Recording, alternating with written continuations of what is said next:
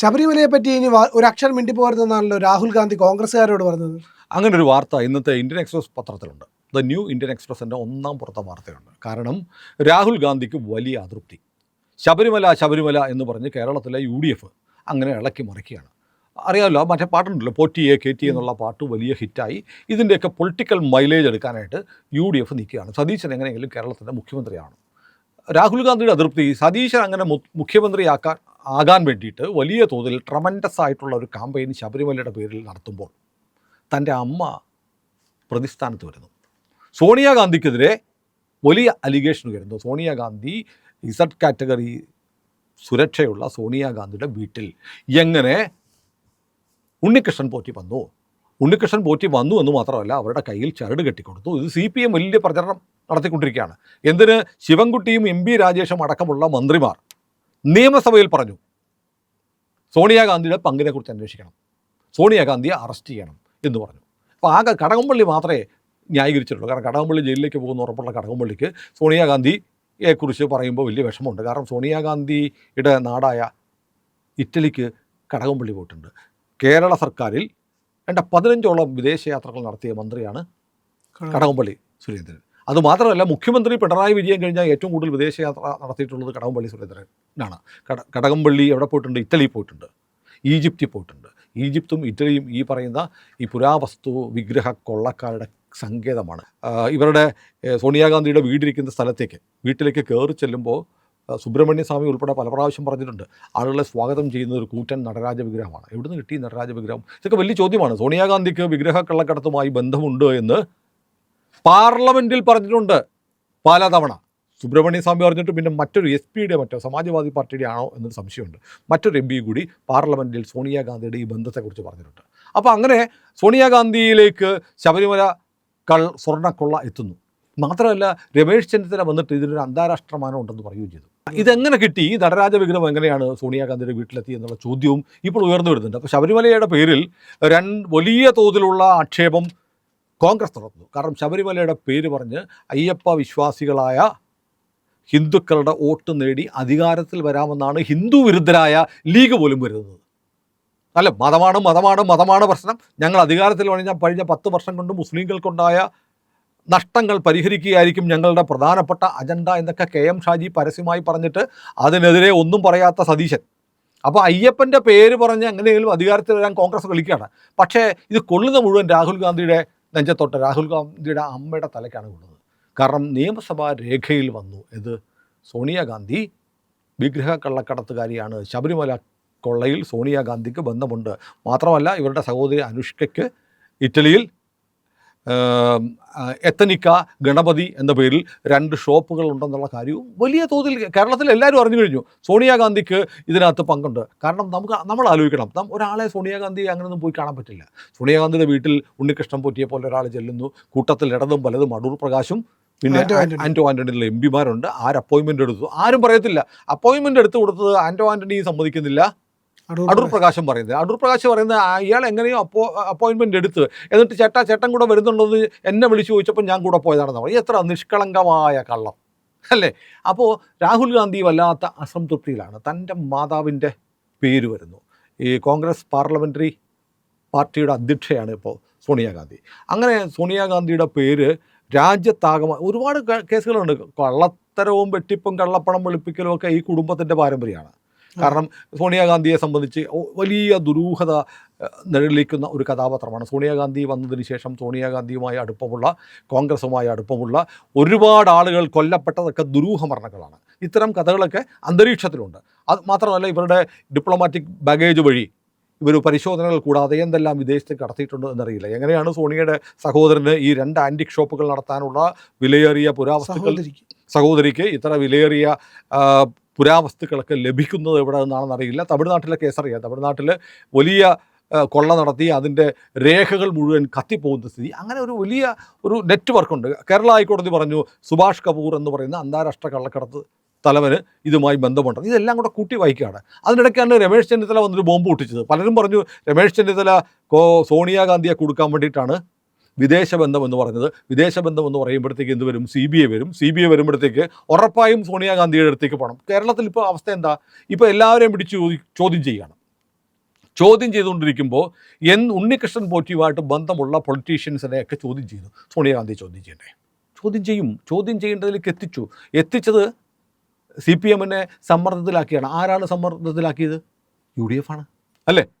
UDF ആണ് ഇത് വല്ലാതെ ഇത് പ്രഷറൈസ് ചെയ്യുകയും ഇത് CPM-ആയിട്ടുള്ള ബന്ധം ഇങ്ങനെ പറഞ്ഞ് വന്നപ്പോഴാണ് ഇവർക്കുള്ള ബന്ധം വന്നത്. ഇവരാരും പുണ്യാളന്മാരല്ലേ?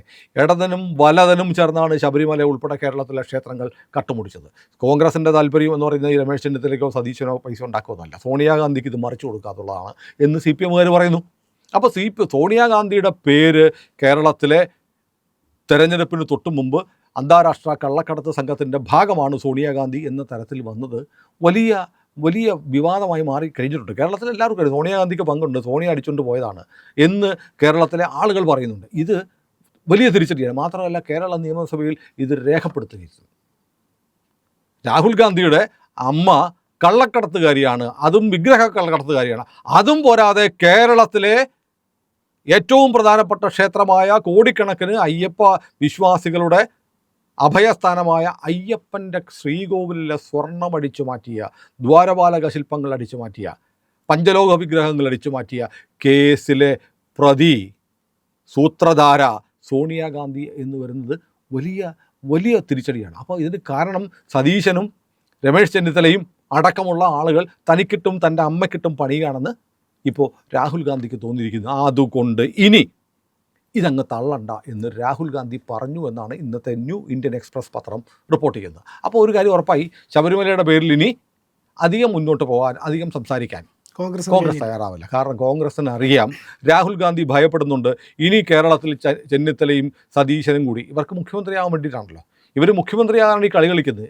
അങ്ങനെ മുഖ്യമന്ത്രിയാകാൻ ഈ കളി കളിക്കുകയാണെങ്കിൽ അറ്റ കൈ എന്ന നിലയിൽ CPM എന്ത് ചെയ്യും? ഓർക്കുന്നില്ലേ? അറ്റ കൈ എന്ന നിലയിൽ കേരളം സർവദാ ആദരിക്കുന്ന ഉമ്മൻചാണ്ടിയെ ഒരു പെണ്ണ് കേസിൽ പെടുത്താൻ ഒരു മടിയും കാണിക്കാത്ത ദുഷ്ടന്മാരുടെ കൂട്ടമാണ് CPM.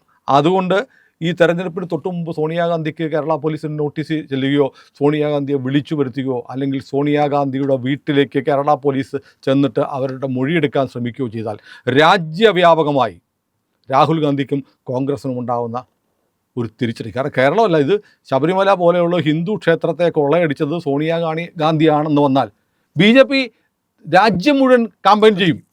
വലിയ തിരിച്ചടിയായിരിക്കും കോൺഗ്രസ് പാർട്ടിക്ക് ഓൾ ഇന്ത്യ ലെവലിലുണ്ടാവും. രാജ്യാന്തര തലത്തിൽ അന്താരാഷ്ട്ര വാർത്തയായിരിക്കും. അന്താരാഷ്ട്ര കള്ളക്കടത്ത് സംഘത്തിലെ പ്രധാനി സോണിയാഗാന്ധിയാണെന്ന് സംശയിച്ച് കേരള പോലീസ് ചോദ്യം ചെയ്യുന്നു, അല്ലെങ്കിൽ ചോദ്യം ചെയ്യാൻ നോട്ടീസ് കൊടുത്തു. അത് ഗ്ലോബൽ ന്യൂസാണ്. അപ്പോൾ സോണിയാഗാന്ധിയുടെ പ്രതിച്ഛായ രാജ്യാന്തര തലത്തിൽ തകരാൻ ഈ പ്രക്ഷോഭം സഹായിക്കും എന്ന് രാഹുൽ ഗാന്ധി ഭയപ്പെടുന്നു. അതുകൊണ്ട് നിങ്ങളിനി ഇതേക്കുറിച്ച് മിണ്ടണമെങ്കിൽ എൻ്റെ അനുവാദം കിട്ടിയിട്ട് മതി, ഇനി അത് ഒരുപാട് തള്ളണ്ട ശബരിമല എന്ന് പറഞ്ഞ് രാഹുൽ ഗാന്ധി സതീശനും ചെന്നിത്തലയ്ക്കും അടക്കമുള്ള ആളുകൾക്ക് താക്കീത് കൊടുത്തു എന്നാണ് ന്യൂ ഇന്ത്യൻ എക്സ്പ്രസിൻ്റെ വാർത്താ വരികൾക്കിടയിലൂടെ പറയുന്നത്. ഏതായാലും അപ്പോൾ ഒരു കാര്യം ഉറപ്പായി, ശബരിമലയ്ക്ക് വേണ്ടി ഇനി അധികം തുള്ളാൻ UDF ഉണ്ടാവത്തില്ല. അപ്പം ഇടതും വലതും ഒന്നായി. കാരണം LDF-നും UDF-ഉം ഉണ്ടായിരുന്നാൽ മതി. പിന്നെ ഒറ്റയ്ക്ക് സമരം ചെയ്യാൻ BJP മാത്രമേ ഉള്ളൂ. ഇന്ന് യുവമോർച്ചയുടെ ചെറുപ്പക്കാർ ഇന്ന് മുതൽ സമരരംഗത്ത് ഇറങ്ങിയിട്ടുണ്ട്. കാരണം BJP പറഞ്ഞിട്ടുണ്ട്, ഈ പറഞ്ഞ പോലെ ഈ ശബരിമല വിശ്വാസ സംരക്ഷണം വളരെ പ്രധാനമാണ്. രാജീവ് ചന്ദ്രശേഖർ സന്നിഗ്ധമായി പറഞ്ഞു, വിശ്വാസ സംരക്ഷണത്തിന് വേണ്ടി പൊരുതാൻ ഞങ്ങൾ തയ്യാറാണ്, ഞങ്ങൾ തീരുമാനിച്ചു കഴിഞ്ഞു എന്ന് പറഞ്ഞ് BJP തെരുവിലേക്ക് ഇറങ്ങുകയാണ്. അപ്പോൾ ഇനി ശബരിമലയ്ക്ക് വേണ്ടി സംസാരിക്കാൻ BJP മാത്രമേ ഉള്ളൂ. ഓർക്കുന്നില്ലേ ശബരിമല യുവതീ പ്രവേശനത്തിനെതിരെയുള്ള സമരം? BJP-ക്കാർ കേരളം മുഴുവൻ അടിയുണ്ട്. വളരെ കംഫർട്ടബിളായിട്ട് ഒരു പന്തലിട്ട് അവിടെ സത്യാഗ്രഹം ഇരുന്നു ആര്? കോൺഗ്രസ്സുകാർ. വോട്ട് മുഴുവൻ അവന്മാരും കൊണ്ടുപോയി.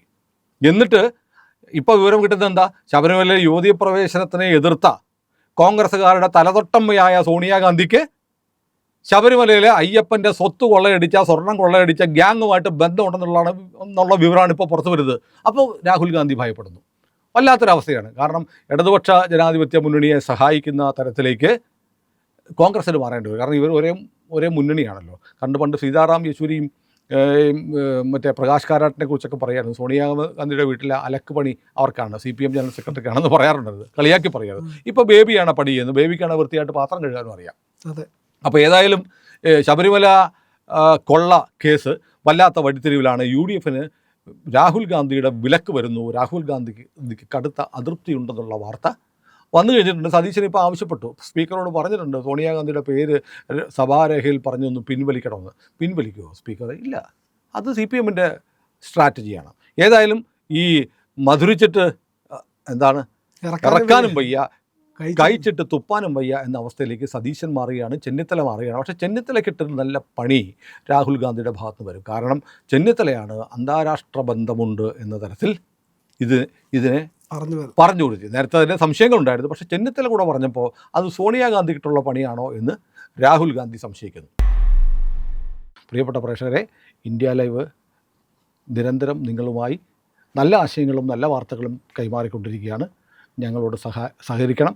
ഞങ്ങളുടെ ചാനൽ സബ്സ്ക്രൈബ് ചെയ്യാൻ മറന്നുപോയവരുണ്ടെങ്കിൽ ഇപ്പോൾ തന്നെ ഇന്ത്യ ലൈവിൻ്റെ IND എന്നുള്ള ലോഗോയിൽ ഒന്ന് വിരലമർത്തിയാൽ ചാനലിൻ്റെ സബ്സ്ക്രിപ്ഷൻ ബാർ തെളിഞ്ഞു വരും.